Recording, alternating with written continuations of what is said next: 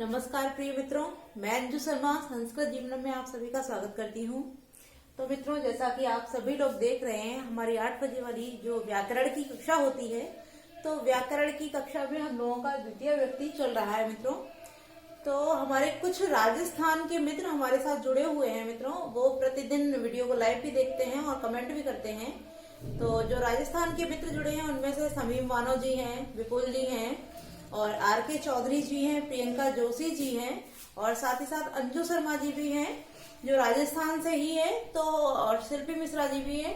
तो हमारे कुछ मित्रों जैसे जो विपुल जी हैं और भी हमारे एक दो मित्र हैं, उन लोगों ने बताया है कि राजस्थान में रीट का नोटिफिकेशन फिलहाल आया हुआ है, तो रीट का वहाँ फॉर्म वगैरह अप्लाई हो रहे हैं, तो रीट का जो एग्जाम है वो आपका हो सकता है। तो हम लोग जो व्याकरण की कक्षा चला रहे हैं, साथ ही साथ जो हमारी साहित्य की कक्षा चल रही है, वह सभी कक्षाएं मित्रों आपके रीट के लिए बहुत ही महत्वपूर्ण है, क्योंकि रीट के अंतर्गत जो भी आपके महत्वपूर्ण प्रश्न संस्कृत के विषय से आते हैं, हम उन सभी विषयों का अध्ययन कर रहे हैं। तो मेरा सभी मित्रों से निवेदन है कि उनके जो भी साथी रीट की तैयारी कर रहे हों, जिन्होंने संस्कृत विषय रीट में डाल रखा है या ले रखा है, उन सभी मित्रों को हमारे चैनल के साथ अवश्य जोड़िए और उनको भी चैनल सब्सक्राइब करने के लिए बोलिए और वीडियो को प्रतिदिन देखने के लिए बोलिए, क्योंकि जो हमारे व्याकरण की कक्षा चल रही है, साथ ही साथ साहित्य की कक्षा चल रही है, इन दोनों ही कक्षाओं में रीट के लिए बहुत ही महत्वपूर्ण प्रश्नों को आप सभी को अध्ययन कराया जा रहा है। तो आइए मित्रों, जैसा कि कल हम लोगों ने द्वितीय व्यक्ति का जो हमारा सूत्र था, गति बुद्धि प्रत्यवसानार्थ शब्द कर्मा अकर्मकाणाम अणिकर्ता सड़ौ, इस सूत्र के विषय में मित्रों हम लोगों ने कल अध्ययन किया था। तो जैसा कि हमने आपको बता दिया था कि जो हमारे सूत्र में बताया गया था, जो गत्यात्मक धातुएं होती हैं, ज्ञानार्थक धातुएं होती हैं, भक्षणार्थक धातुएं होती हैं, साथ ही साथ जो शब्द कर्मक होती हैं और अकर्मक धातुएं होती हैं, इनका जो अण्यंतावस्था का कर्ता होता है मित्रों, उसके ण्यंतावस्था में परिवर्तित होने पर, अर्थात उसी वाक्य को जब हम अण्यंतावस्था से ण्यंतावस्था में बनाते हैं, तो ण्यंतावस्था में वही कर्ता हमारा क्या हो जाता है मित्रों, वही कर्ता उसी कर्ता की कर्म संज्ञा हो जाती है। अच्छा, अब हम लोगों ने इस चीज का तो अध्ययन कर लिया था। अब इसी क्रम में आगे बढ़ते हुए मित्रों, जो हमारा सूत्र है गति बुद्धि प्रत्यवसानार्थ शब्द कर्मा कर्मकाणाम अणिकर्ता सड़ौ, इसके कुछ मित्रों विवाद भी हैं। अर्थात विवाद का मतलब क्या है कि इसमें कुछ धातुएं ऐसी हैं जिनके अण्यंतावस्था के कर्ता को ण्यंतावस्था में जब हम परिवर्तित करते हैं, तो उस परिवर्तन में मित्रों जो हमारा अण्यंतावस्था का कर्ता है उसमें कर्म संज्ञा नहीं होती है। तो आज हम उनके जो अपवाद वाले सूत्र हैं उन अपवादों के विषय में अध्ययन करेंगे। तो उसको भी जानते हैं। जो हमारा सूत्र था उसको हम यहाँ लिख लेते हैं, गति बुद्धि प्रत्यवसानार्थ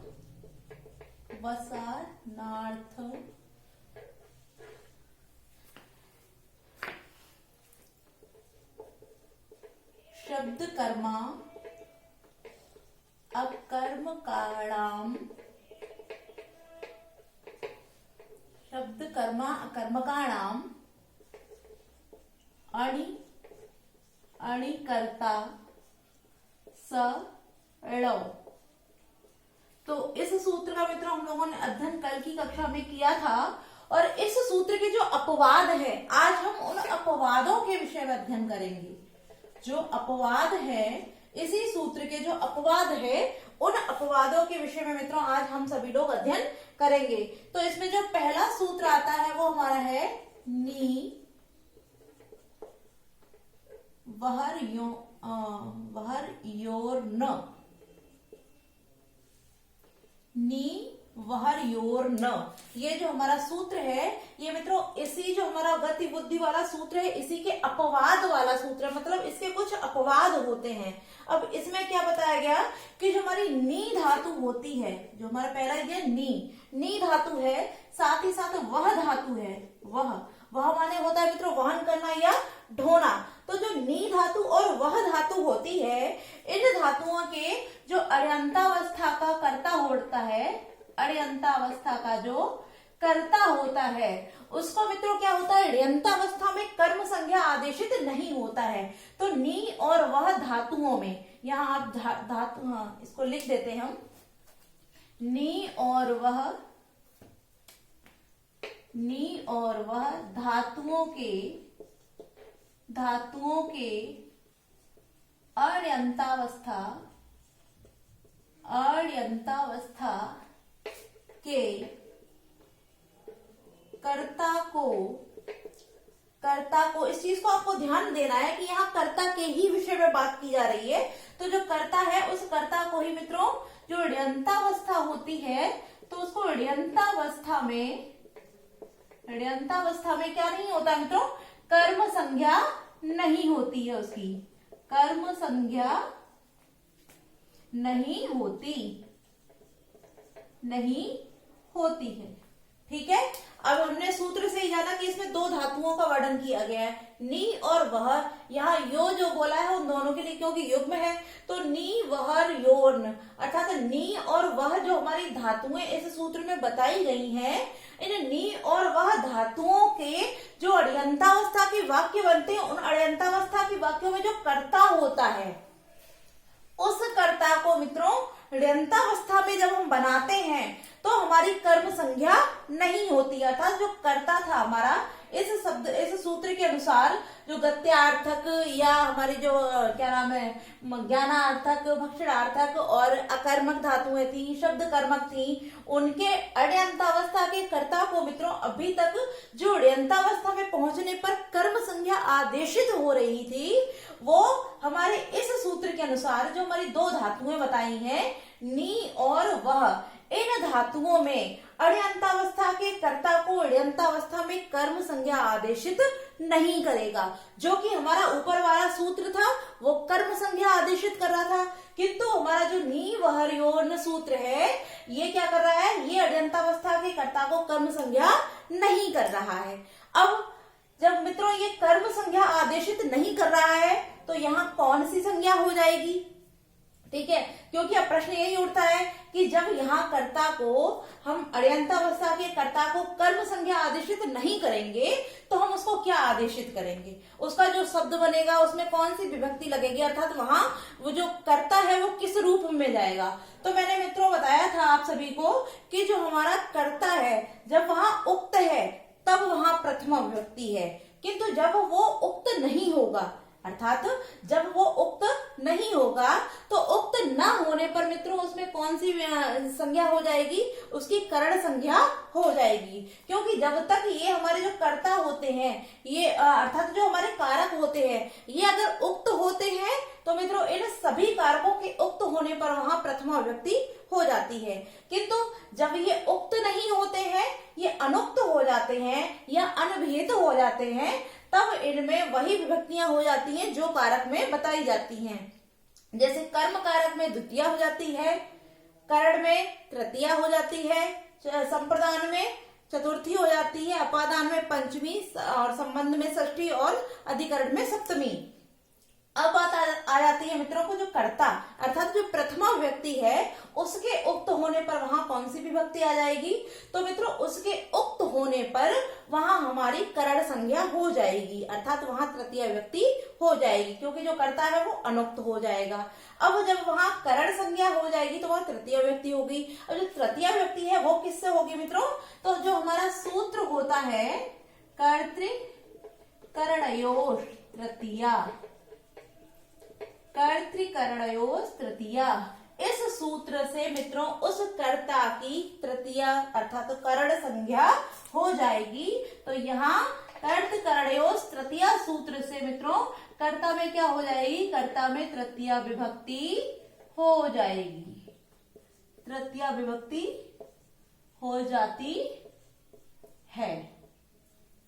ठीक है मित्रों, अब हम इसका एक एग्जाम्पल भी देख लेते हैं। जैसे हमारा एग्जाम्पल है भृत्यो भारम नयति, भृत्यो भारम नयति। ठीक है मित्रों, अब क्योंकि यहाँ नी धातु का वर्णन किया गया तो नी धातु हमारी आ गई, तो जैसे रूप बनते हैं नयति, नयता नयंती करके, तो वही हमारा रूप बन गया कि भृत्यो भारम नहति नयति, सॉरी, अर्थात जो भृत्य है, सेवक है, वो क्या कर रहा है मित्रों, वो भार को ले जा रहा है। तो अब क्योंकि यहाँ नी धातु आ गई है और हमारा नी धातु क्या बोल रहा है कि जो ऋयंतावस्था का कर्ता है उसकी क्या हो जाएगी मित्रों, ऋयंतावस्था में उसमें कर्म संज्ञा ना होकर उसकी करण संज्ञा हो जाएगी। और जब करण संज्ञा हो जाएगी तो क्या हो जाएगा, इसका जो हमारा वाक्य परिवर्तित होगा, क्योंकि ये जो हमारा है वो अण्यंतावस्था में है, अण्यंतावस्था, और इसको जब हम परिवर्तित करेंगे तो किसमें करेंगे मित्रों, ऋयंतावस्था में, ऋयंतावस्था में। तो ऋयंतावस्था में जो इसका शब्द बनेगा, रूप बनेगा जाके, वो क्या हो जाएगा, भृत्येन, भृत्येन भारम नाययति, नाययति। ठीक है मित्रों, अब ये जो हमारा इसका रूप बनेगा जाके वो हो जाएगा भृत्येन भारम नायति, अर्थात भृत्य नौकर के द्वारा भार को ले जाया जाता है। जो कि हमारा यहाँ क्या हो रहा था, भृत्य नौकर जो है वो भार को ले जाता है नौकर भार को ले जाता है, किंतु यहाँ क्या बन जाएगा कि भृत्येन भारम नायति, भृत्य नौकर के द्वारा भार को ले जाया जाता है। अगर आपको ऐसे समझ में नहीं आता है तो हम क्या करते हैं मित्रों, एक शब्द यहाँ जोड़ देते हैं जिससे आप सभी को क्लियर हो जाएगा अच्छे से। हमने यहाँ जोड़ दिया स्वामी, तो क्या हो गया, स्वामी भृत्येन भारम नायति, अर्थात जो स्वामी है वो नौकर से भार को ले जवाता है, अर्थात उससे कहता है कि भार को ले जाओ, तो वो उसको प्रेरित कर रहा है, भार को ले जवा रहा है। जो भार नौकर यहाँ स्वयं लेके जा रहा था अण्यंत अवस्था में, वो यहाँ क्या हो गया मित्रों, वो स्वामी के द्वारा उसके कहने पर, तो स्वामी नौकर को भार को ले जवाता है, यहाँ प्रेरित होके कर रहा है। इसका जो दूसरी धातु हमारी वह धातु है उसको भी देख लेते हैं। तो यहाँ हम लिखते हैं भृत्यो, भृत्यो भारम, भारम वहति, वहति, अर्थात नौकर जो है वो भार को ढोता है। अब इसका भी क्या हो जाएगा मित्रों, क्योंकि यहाँ कर्म संज्ञा ना होकर करण संज्ञा होगी। अब वो करण किससे होगी, कर्त करणयोस् तृतीया सूत्र से। ठीक है, अब यहाँ भी क्या हो जाएगा मित्रों, जब इसमें करण संज्ञा हो गई तो क्या हो जाएगा, भृत्येन भारम वाहयति, वाहयति, यानी कि भृत्य नौकर के द्वारा भार को ढुवाया जाता है। तो जो हमारा रूप बना मित्रों वो क्या बन गया कि जो स्वामी है, अब आपको समझ में आ गया होगा क्योंकि ऊपर भी हमने एग्जाम्पल इसका दे रखा है। तो जो स्वामी को लगा के कि स्वामी के द्वारा नौकर से भार को ले जवाया जाता है, वही यहाँ हो जाएगा। आप जोड़ना चाहे तो इसको जोड़ सकते हैं कि स्वामी भृत्येन भारम वाहयति, यानी कि स्वामी नौकर के द्वारा भार को ढुबवाता है। यहाँ हमारा जो ऋयंतावस्था में मित्रों वाक्य हुआ, उसने क्या किया, ये जो भृत्य था इस सूत्र के अनुसार वहां द्वितीया हो रही थी, अर्थात उसकी कर्म संज्ञा हो रही थी, उसको यहाँ कर्म संज्ञा ना होकर मित्रों यहाँ क्या हो गई, उसकी करण संज्ञा हो गई है। ठीक है मित्रों, तो ये सूत्र आपका क्लियर हो गया होगा। अब हम इसी सूत्र अर्थात जो अपवाद है, अपवाद में ही जो दूसरा सूत्र है, द्वितीय सूत्र है, आज हम उसको भी जान लेते हैं। जो द्वितीय सूत्र हमारा है वो क्या कहता है, तो वो सूत्र है हमारा आदि आदि खाद्योर्न, खाद्योर्न, आदि खाद्योर्न। इसमें भी मित्रों कुछ धातुओं का ही वर्णन किया गया है। तो इसमें है हमारी अद धातु, अद, अद माने खाना इत्यादि, और खाद, और खाद धातु, खाद माने भी होता है खाना। तो इसमें भी क्या हो जाएगा मित्रों कि जो अद और खाद धातुएं होती हैं, इनके अण्यंतावस्था के कर्ता को भी क्या हो जाता है मित्रों, अण्यंतावस्था में कर्म संज्ञक नहीं होता है। अर्थात अद और खाद धातु यदि आती है तो उसमें भी जो हमारा अण्यंतावस्था में कर्ता है, उस कर्ता को अण्यंतावस्था में कर्म संज्ञक न होकर उसकी मित्रों जो नीवहर्योन हो रहा था, नीवहर्योन में जो करण संज्ञा हो रही थी, वही मित्रों इसमें भी हो जाएगी। तो अद और खाद धातुओं के आप चाहे तो परिभाषा को लिख सकते हैं, जिससे कि आप अच्छे से समझ सके। और मित्रों आप सभी से निवेदन है, कृपया पढ़ते समय कॉपी और पेन लेकर बैठा कीजिए, जिससे कि आप महत्वपूर्ण बिंदुओं को नोट करते चलें। तो अध और खाद धातुओं के अण्यन्तावस्था के कर्ता को ऋण्यतावस्था में कर्म संज्ञा नहीं होती है, कर्म संज्ञा नहीं होती। ठीक है मित्रों, तो यहाँ भी क्या हुआ कि यहाँ अध और खाद धातुएं आती हैं, तब भी क्या होता है, जो हमारा अण्यन्तावस्था का जो कर्ता है उसमें अण्यन्तावस्था में बनाने पर, उसको परिवर्तित करने पर यहाँ भी मित्रों उसकी कर्म संज्ञा नहीं होगी। चलिए इसका भी एग्जाम्पल हम देख लेते हैं। जैसे देवदत्तो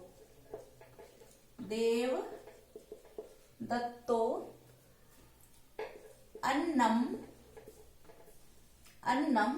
खादयति, अन्नम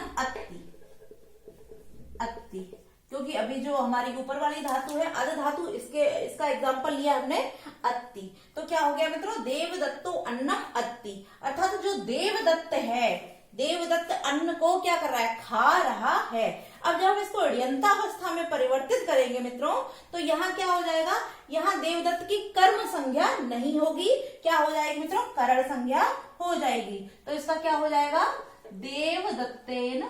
और मैंने आप सभी को बता दिया है कि जो करण संज्ञा होगी वो किस सूत्र से होगी, कर्तिकरणयोस् तृतीया से। तो इसका हो जाएगा मित्रों, देवदत्तेन अन्नम आदयति,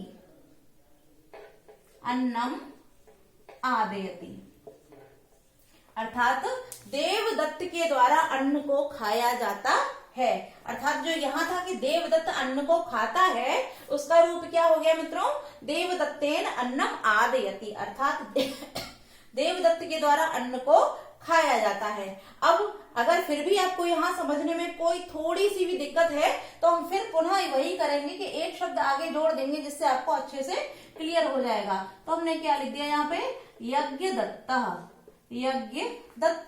तो क्या हो गया, यज्ञ दत्तः देवदत्तेन अन्नम आदयति, अर्थात यज्ञ दत्त देवदत्त को अन्न खवाता है। ठीक है मित्रों, तो जो हमारा शब्द, जो हमारा कर्ता था अण्यन्तावस्था में, जिसमें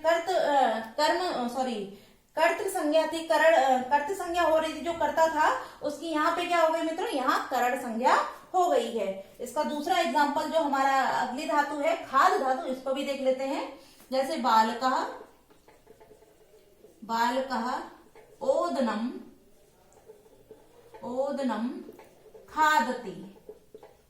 ओदनम खादति, अर्थात बालक चावलों को खाता है। अब इसको भी हम जब अण्यन्तावस्था में परिवर्तित करेंगे, तो मित्रों जो अण्यन्तावस्था का कर्ता है, कर्ता कौन है, यहाँ पर हमारा बालक है। अब इस बालक की भी अण्यन्तावस्था में क्या हो जाएगी मित्रों, करण संज्ञा हो जाएगी। और जब करण संज्ञा हो जाएगी तो क्या हो जाएगा हमारा, बालकेन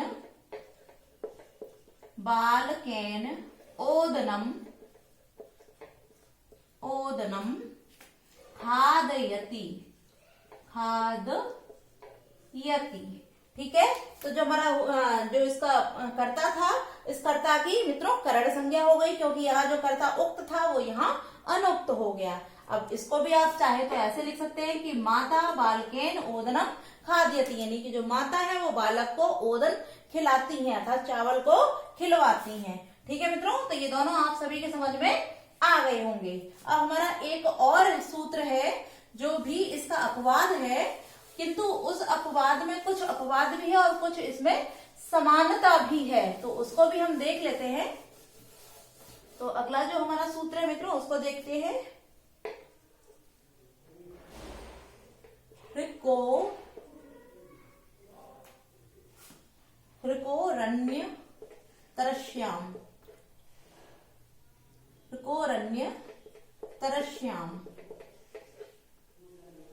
ऋकोरण्यतरश्याम। ठीक है मित्रों, इस सूत्र में क्या बताया गया, इसमें भी धातुओं के विषय में ही वर्णन किया गया है। इस सूत्र में कहा कहा जा रहा है जो हरा धातु होती है, हरा धातु जिसका अर्थ होता है मित्रों हरण करना, हरण करना। और दूसरी धातु कौन सी दी है यहाँ पे, क्र, क्र, इसका अर्थ होता है करना, करना। अब ये सूत्र क्या बता रहा है मित्रों कि जो हरा धातु है और क धातु है, अब क्योंकि अंतरस्याम दिया है, अंतरस्याम का तात्पर्य मतलब वहां दो चीजें हो सकती हैं, तो वही चीज आ जाएगी कि हरा धातु और क्र धातु यदि हमारी आ जाती है तो जो हरा और क्र धातुओं के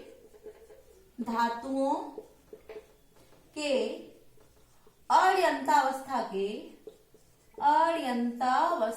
के कर्ता को अभी तक जो हमारे मित्र दो सूत्र थे वो क्या कर रहे थे, कर्म संज्ञा नहीं कर रहे थे, किंतु यहाँ क्या होगा, अण्यन्तावस्था के कर्ता को अण्यन्तावस्था में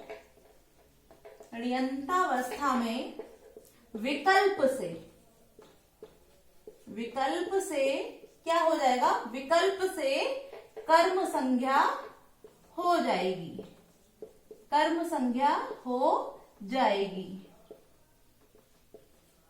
ठीक है मित्रों, तो अभी तक हमारे जो सूत्र थे वो क्या बता रहे थे, वो हमारे सूत्र ये बता रहे थे नी वहोर्योन योर्ण वाला, और दूसरा जो था आदि खाद्योर्ण वाले जो हमारे सूत्र थे उसमें नी और वह धातु और आद और खाद धातु आने पर वहां अण्यन्तावस्था के कर्ता को अण्यन्तावस्था में मित्रों वहां कर्म संज्ञा नहीं कर रहे थे, किंतु ये जो हमारा सूत्र है कोरण्यतरश्याम, ये क्या कर रहा है, ये कह रहा है कि जो हरा धातु है जिसका अर्थ होता है हरण करना, और जो हमारी क्र धातु है जिसका अर्थ होता है करना, तो यहाँ मित्रों दो धातुओं के विषय में वर्णन किया गया है। जो हरा धातु है जिसका हरण करना अर्थ होता है और जो क्र धातु है जिसका अर्थ होता है करना, इन दोनों धातुओं के आने पर अर्थात किसी वाक्य में इन दोनों धातुओं में से कोई से भी एक धातु यदि आ जाती है तो उसमें क्या होगा मित्रों कि जो अण्यन्तावस्था का कर्ता होता है उसको जब हम अण्यन्तावस्था में परिवर्तित करते हैं तो अण्यन्तावस्था में मित्रों परिवर्तित होने पर वहां विकल्प से कर्म संज्ञा हो जाएगी, अर्थात कर्म संज्ञा हो भी सकती है और नहीं भी हो सकती है। विकल्प का तात्पर्य ही मित्रों क्या होता है, अपनी स्वेच्छा के ऊपर डिपेंड करता है, मतलब हम चाहें तो उसमें कर्म संज्ञा करें और चाहें तो उसमें कर्म संज्ञा नहीं करें। ठीक है मित्रों, तो हम लोगों ने आज इस सूत्र को पढ़ा और जो इसके उदाहरण है उनके विषय में हम मित्रों कल की क्लास में चर्चा करेंगे, क्योंकि उसको चर्चा करने के में कुछ समय चाहिए मित्रों। तो आज के लिए हम इतना ही रखते हैं और कल की कक्षा में इसके उदाहरणों के साथ हम आप सभी के समक्ष प्रस्तुत होंगे। तो आज के लिए मित्रों इतना ही। अगर आप सभी को वीडियो अच्छी लगी है तो कृपया मित्रों वीडियो को लाइक अवश्य किया कीजिए, क्योंकि हमारे सभी मित्र वीडियो देखते हैं किंतु लाइक नहीं करते हैं, तो वीडियो को लाइक अवश्य किया कीजिए मित्रों। तो आज के लिए बस इतना ही। नमो नमः मित्रों।